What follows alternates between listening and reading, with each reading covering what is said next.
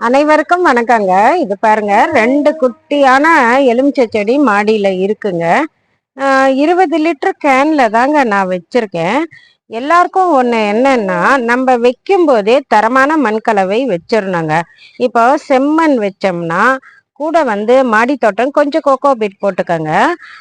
இப்போ மாட்டு எருவும் மண்புழு உரமும் கலந்துக்கங்க. கலந்து எந்த செடியானாலும் நீங்க காய்கறி பழங்கள்னாலும் நட்டு வைங்க. அதனுடைய வளர்ச்சி ரொம்ப நல்லா இருக்குங்க. அதே மாதிரி பார்த்தீங்கன்னாக்கா கொஞ்சம் மாசத்துக்கு ஒரு தடவை ஒரு கைப்பிடி அளவு இதே தாங்க இந்த வேப்பம் புண்ணாக்கு கடலை புண்ணாக்கு கரைசல் எல்லாம் நல்லா ஊற வச்சு புளிக்க வச்சு அதை போடுங்க. காஞ்ச இப்போ நம்ம காய்கறி கழிவு இருக்கு இல்லையா, அதெல்லாம் கூட கொஞ்சம் சேகரிச்சு அதுல போட்டுட்டே வாங்க. நல்லா பலன் கொடுக்குங்க. இப்ப நான் ஜூஸுக்காக மாடி தோட்டத்துல இருக்க எலுமிச்சைங்களை பறிச்சுக்க போறேங்க. சூப்பரா இருக்குங்க. இது ரொம்ப வாசனை அதிகமா இருக்குங்க. நிறைய இருக்கு. நான் கொஞ்சம் பறிச்சுக்கிறேங்க.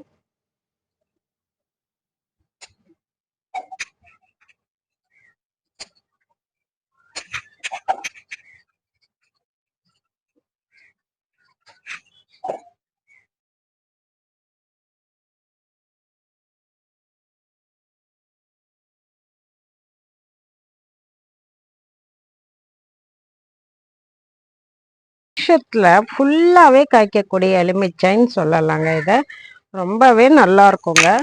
ஜூஸுக்கு ஏத்த எலுமிச்சை. அதுவும் இதுல பாத்தீங்கன்னா கொத்து கொத்தா இருக்குங்க. அதை பாருங்க, இது மாதிரி க்ளோஸ் அப்ல பாருங்க. நல்லா இது மாதிரி கொத்து கொத்தா வருங்க இந்த காய். இருக்கு பாருங்க.